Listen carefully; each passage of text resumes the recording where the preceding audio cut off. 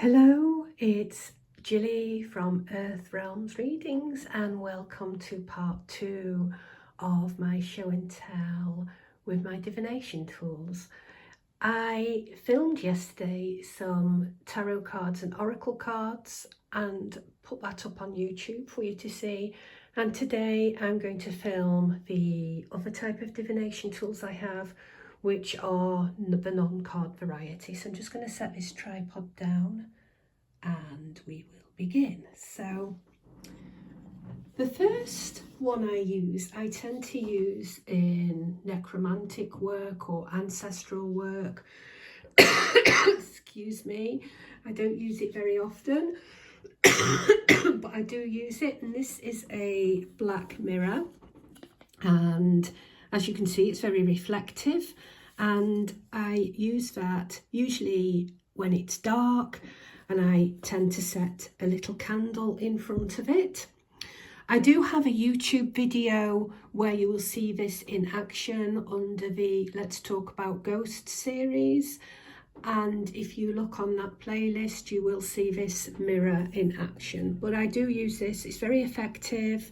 I have two of them. One's in my little mobile home in Glastonbury and I have one here. So this is a black mirror, and I tend to use this for contacting spirits, not necessarily ancestral spirits, but spirits in general, and when I'm wanting to just tune in and meditate and do something a little bit alternative. I don't really read for clients with this.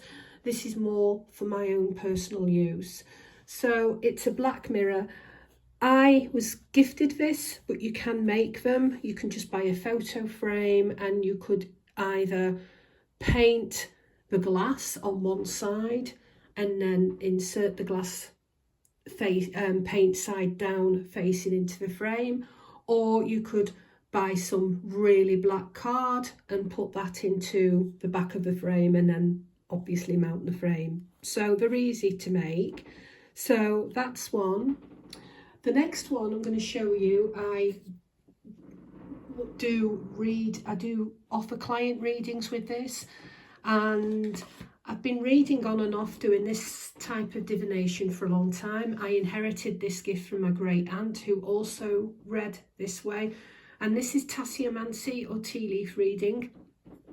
I'm not going to show you the tea leaves, but this is a cup I use. I keep it in here because this cup is Victorian, so it's very old, and it's a china cup. I really enjoy it. I really like it rather. I got it from an antique shop. I got two. The other one is, guess where? Yes, in Glastonbury. So I keep two of everything, of most things anyway. So if you can hear a huffle and a puffle, my Staffordshire Bull Terrier has decided to come in and see what I'm doing. So yes, this is my cup. It's got a nice rounded base, easy for tea leaf reading, and I use this for my tasseomancy work. And then when I'm not using it, I keep it in an ice box because it keeps the cup safe and everything. The next method is this, and this is osteomancy. Again, they're not readings that I sell a lot of, but they're there. I'll just prop that up there. They are there as an option if people want something different. And I keep them in this bag. I bought this bag from, I can't remember who it was, but I'm just going to open it off camera because it is a little bit fiddly, and then show you the contents. All this kit, I didn't buy this kit, I put it together myself. All the bones, well, one bone was gifted to me, but all the bones in this kit were ethically sourced. I don't just have bones in here, I have charms as well. So I'm just going to open this because I want to show you the bag that it comes in. I ordered this bag online. I absolutely love it. I could use this bag as a casting bag, but I don't. So I'm just going to take the contents out first, and then I'm going to show you the bag. It's a bit grubby, but I bought this. This is the bag I got, and it draws into, is velvet on that side, but I absolutely love it for keeping my bones in. So these bones were, you're going to laugh when I tell you this, I'm not vegetarian really, but I do try vegetarian and vegan food. I do eat meat and I enjoy cooking, and I cooked a roast chicken a couple of Christmases ago, and I decided to save the bones from that roast chicken, clean them and make them into divination tools. So this is what I have made. These are the bones I cast with. Each colour and symbol has a meaning to me, but I really don't want to share that. Again, I'm not being standoffish. It's just because these are personal to me. I made these myself. If anybody would like me to make them a set, I'm happy to do so for a small charge, but it would only be when I'm having roast chicken, because it's not, I don't have roast chicken very often.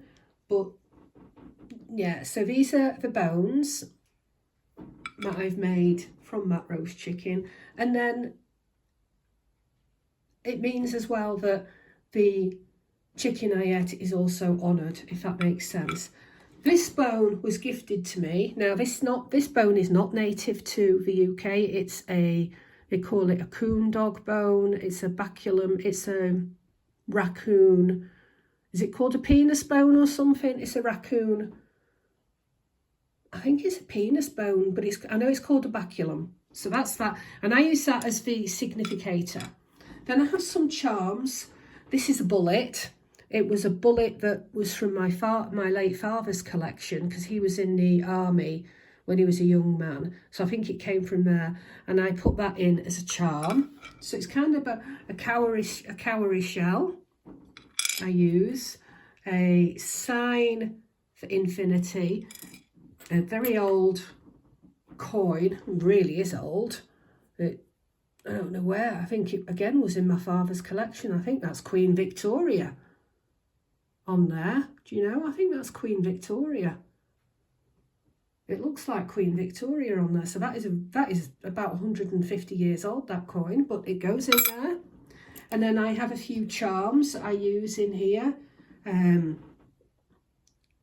again, what the charms do, I suppose it's a bit like major and minor arcana in tarot, where you've got like the main set and then you've got the other set just to back it up and add extra words. So all these have meaning to me. I'm not going to digress that meaning. And that is my collection of osteomancy, and I suppose combined with charm. Now if you can hear a noise outside, I don't know if you can hear that, we've got hailstone. It's absolutely hailstoning outside. So that's my bone and charm casting set, what I class as an osteomancy set, and I do use it. Again, it's not popular as a reading, but it's there if anybody wants it. Finally, I'm going to show you my set of crystal balls. I do read with crystal balls. This can be a popular reading. This one is really heavy. My sister bought me this one Christmas, and she bought it me from Bahrain and flew back with it, and it weighs a ton. It probably took up most of the weight in a suitcase, but she bought, it's not really crystal, it's glass, but that's a brilliant ball to do readings with. So that's the largest one I own. Then I have a smaller version of a glass. I've got another glass crystal ball, which is much lighter. So I've got that one as well. I have different sizes. And when I do my crystal ball readings, again, my great aunt read the crystal ball. I tend to choose the ball. I will intuitively choose what kind of ball I'm going to use in the reading for the client. So that's kind of how I tend to do it. I will, if I'm drawn to say using the big ball, I'll use the big ball. If I'm drawn to using the smaller ball, I'll use the smaller ball. The next ball I have is a It's a smoky quartz. This is a crystal, proper crystal, and this is, I got this years and years ago, about 20 years ago, and absolutely love it. I really do think this gives a good reading. It's dark, but you can read and you can get information through. So that's a ball I also have in my collection, and I've just got two more to show you.